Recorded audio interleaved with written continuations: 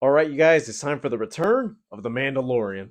Hey, what's up, you guys? It's me, Odiri, the review, back again with another video. So we got our first official trailer for The Mandalorian and Grogu, a continuation of the Mandalorian series on Disney Plus, now being brought to the big screen. And let me just say for right now, The Mandalorian in recent times has been one of the best Star Wars property things that's been out there.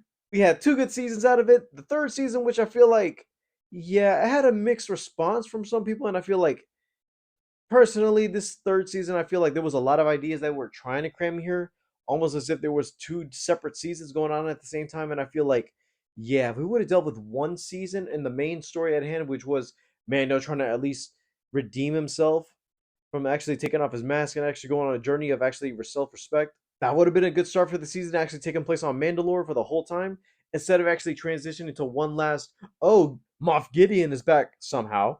That other story would have been a good fourth season, but it seems like, yeah, they combined a lot of stories into one. But the way that third season ended off, it felt like, okay, see you guys in season four. Luckily, they were given the pass to go to the big screen on this one. And funny enough, when I said, oh, The Mandalorian is going to be in theaters at some point, and seeing as though all the Star Wars shows on Disney Plus could have been movies at a certain point, because I already knew that we already had Solo that first came out that was going to be the test drive for the anthology movies.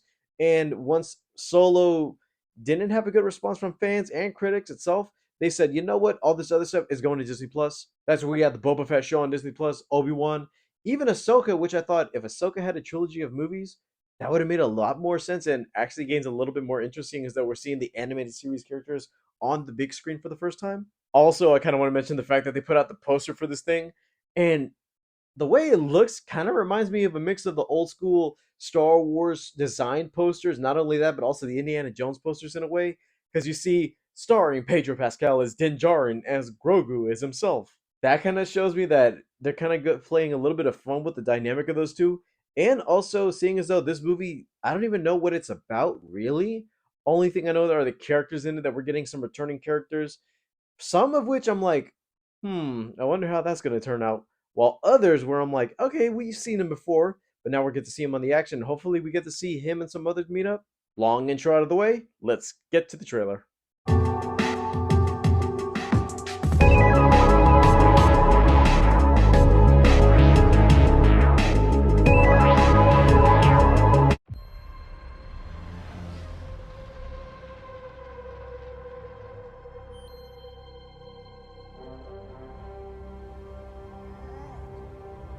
Little guy trying to use a telescope.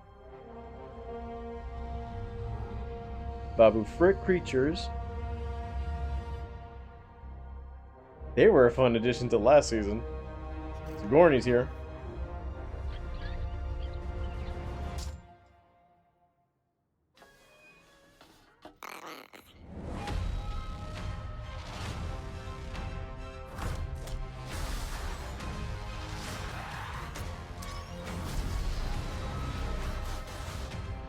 Is that the Racer Crest? Hmm. Stinky. Oh, they're doing the IMAX transitions for this. Interesting. Haven't seen that since the first episode of season 2. Those AT-AT walkers, man.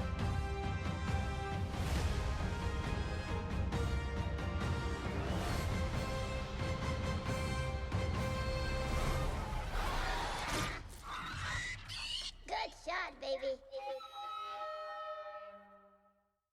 For the little bit we see in this trailer, I guess you could say it's an actual teaser since we don't even know a sense of what's actually going on or what mission Mando's actually going to put on this time.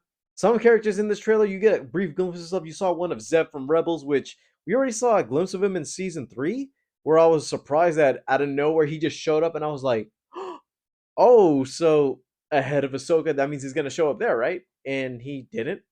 We had the rest of the Rebels crew show up in there, and I was like, hopefully they could find a way to actually meet up with him at some point. And our first look at Jeremy Allen White as Rada the Hutt, or in this case, some people remember him from the Clone Wars movie Stinky.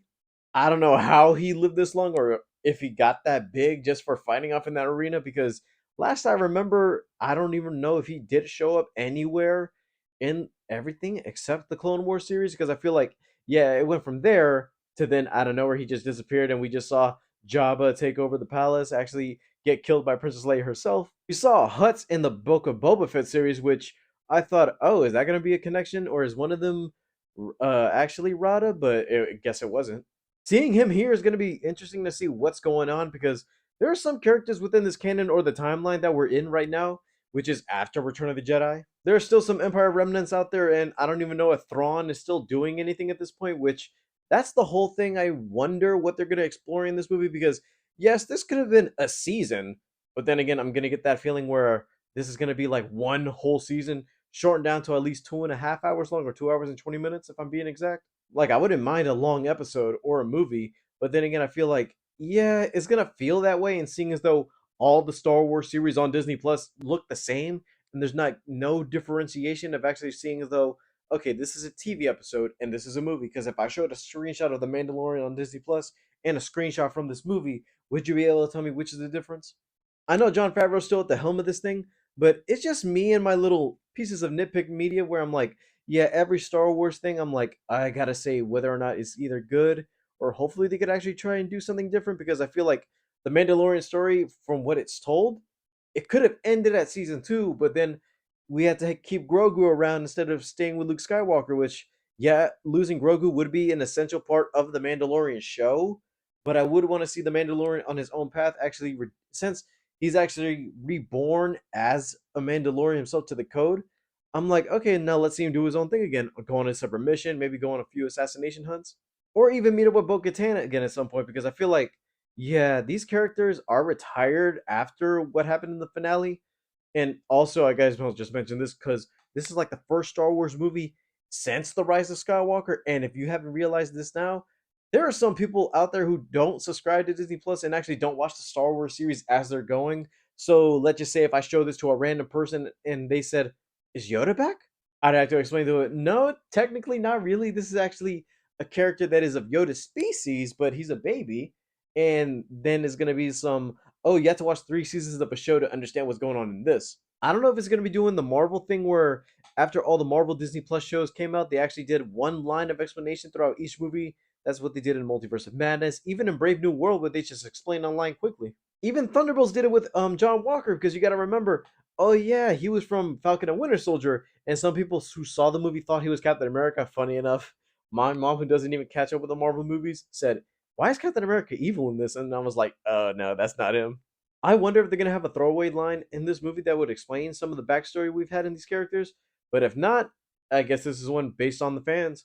Besides that, I'm glad to see the Mandalorian back on any screen, whether it's on the small screen or on the big screen. It's still good to see Star Wars back in theaters again, and hopefully they could actually bring Star Wars back to what it was before. Because I already know we had a couple slip ups in the past.